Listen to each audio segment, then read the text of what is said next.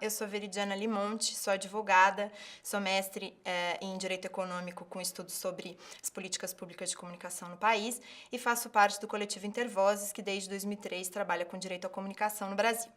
Agora nós vamos conversar sobre franquia de dados. Para começar, é preciso diferenciar velocidade ou capacidade de transmissão da franquia de dados ou volume de dados. Quando a gente fala em capacidade de transmissão, a gente fala de megabits ou gigabits por segundo, ou seja, quantos dados aquela conexão consegue passar por segundo.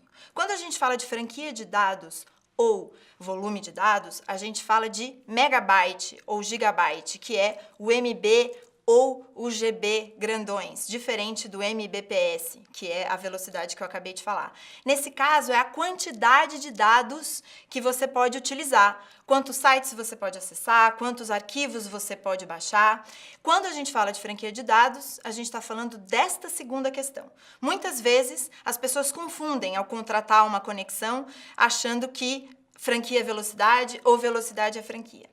E essa discussão de franquia, ela virou polêmica e ganhou bastante destaque nos meios de comunicação, principalmente em 2016, quando algumas operadoras que não aplicavam esse volume de dados nas conexões fixas, começaram a aplicar, ou disseram que iam começar a aplicar, e aí a sua conexão fixa de banda larga na sua casa poderia ser cortada quando você atingisse esse volume de dados, ou você poderia ter que pagar a mais. Um modelo que já estava mais ou menos implementado na banda larga móvel. Então, vamos conversar um pouco sobre essa questão. Primeiro, é preciso verificar esse ponto a partir da regulação do direito do consumidor e da defesa da ordem econômica. Como a gente sabe, o artigo 1º do Código de Defesa do Consumidor diz que essa legislação, a lei do Código de Defesa do Consumidor, estabelece normas de proteção e defesa do consumidor que são de ordem pública e interesse social. De ordem pública e interesse social por quê? Porque elas cumprem uma função social na medida em que não interessa apenas a essas normas regular a relação específica de um consumidor com um fornecedor. O Código de Defesa do Consumidor, ele tem a compreensão de que a regulação das relações de consumo deve se dar de forma geral, porque um problema que acontece com o consumidor pode acontecer com o mercado de consumo de forma geral. Então, não adianta regular pontualmente. É preciso que haja regulação em torno de prevenção e em torno de sancionamento do abuso de forma mais ampla e geral. Por isso, são normas de ordem pública e de interesse social. E o Código de Defesa do Consumidor se destina a combater a abusividade e a exigência de vantagens excessivas por parte do consumidor, que é, sim, sempre a parte vulnerável de uma relação de consumo. Por isso, se considera como abusividade a inclusão ou redução de franquias de dados em contratos que antes não previam isso, o que ocorreu, ou também, uma questão a ser discutida aqui, é ser considerado como abusividade a redução dessas franquias ou a inclusão dessas franquias nos planos sem que haja diferenciação de preço, né?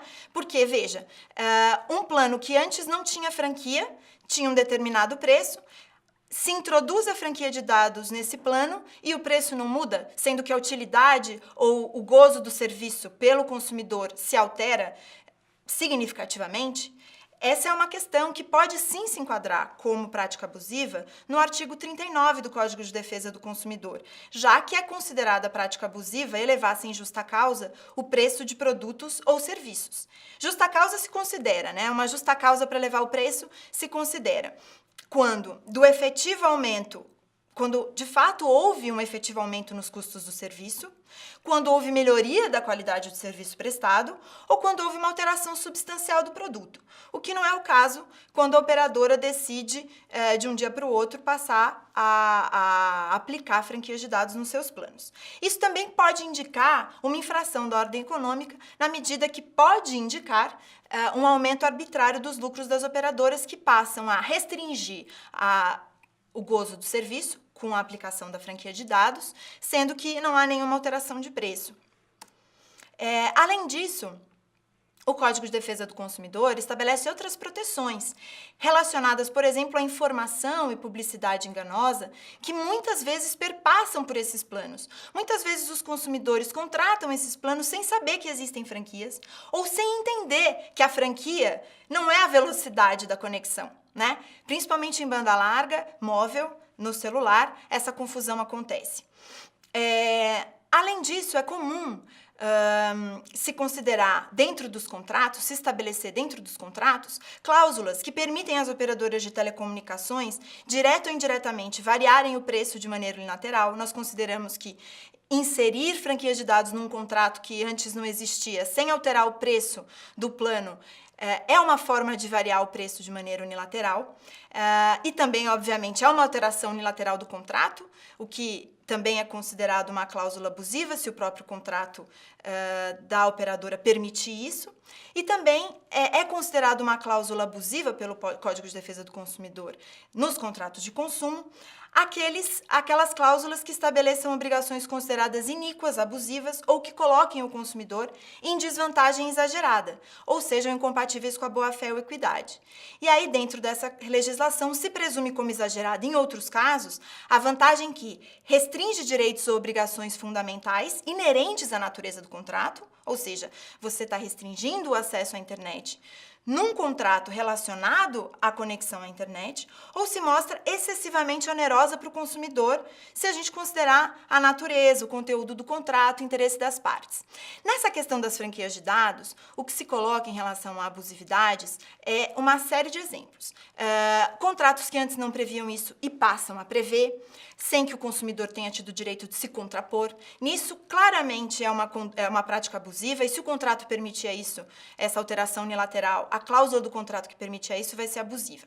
Também, a partir desse momento, as operadoras começam a cortar a conexão ou começam a cobrar pela conexão excedente, sendo que para o consumidor existem poucos instrumentos confiáveis que medem a sua quantidade de tráfego. E nem sempre a quantidade de tráfego que você consegue medir no seu aparelho celular aquilo corresponde com a medição da operadora.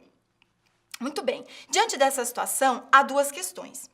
Primeiro, porque o Marco Civil da Internet estabelece que o acesso à internet é essencial ao serviço da cidadania. O Marco Civil da Internet é a Lei 12.965, de 2014, e estabelece que o acesso à internet é essencial ao exercício da cidadania e ao usuário são assegurados os seguintes direitos.